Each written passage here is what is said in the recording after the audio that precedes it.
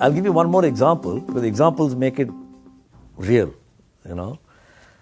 There was some, when I was in the Middle East, I used to come for some interviews to recruit people. In those days, 20 years ago, it was a very prized job to go to Dubai or Muscat or something. There was a person whom the headhunter had shortlisted to come at 11 o'clock. He didn't turn up. I was a bit upset because there's a schedule that you're following. Anyway, I said, scratch his name out.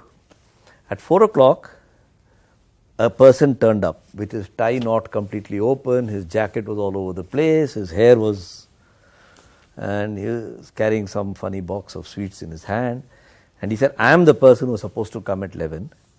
I've come now, I'm sorry about it for the delay, 5 hours. He says, can you interview me? So I said, nothing doing. We are not interviewing a guy who can't even turn up on time. He said, okay sir, it doesn't matter if you can't interview, but will you have a sweet? So I said, this is a very funny experience. Why should I have a sweet from you? Who are you? You're just another CV to me. He said, no, I want to tell you why I got delayed. I said, okay. He says, my wife and I were planning to have a family, and it's quite a long time now, 9-10 years. And then she became pregnant, and she's due any moment. This morning I dressed up nicely, I wore my tie and combed my hair, and I went to get into the bus to come here. I get a call saying she needs to move to the hospital. So my priority was my wife's pregnancy. So I went back, I took her in a taxi and all that and attended to her. I'm very happy to tell you we've had a baby boy or baby girl. So please have a sweet. Now he's already touched you in a different place from here. And then he says, I don't think I did the wrong thing. After 10 years, my wife is expecting, I think I did the right thing. If you can interview me, interview me. If you can't, I still got my baby boy at home. What do you think we did? We interviewed him. He's bloody good, we hired him.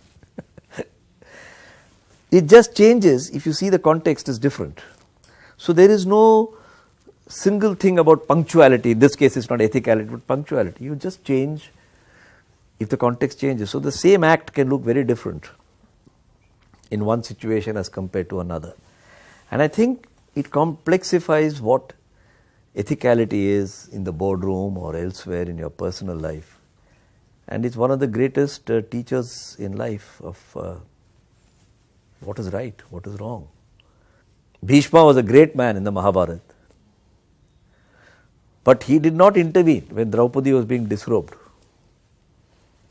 Was he a lesser man? Who is to judge that? Why did he not intervene? These questions remain unanswered. So, context matters. Context matters.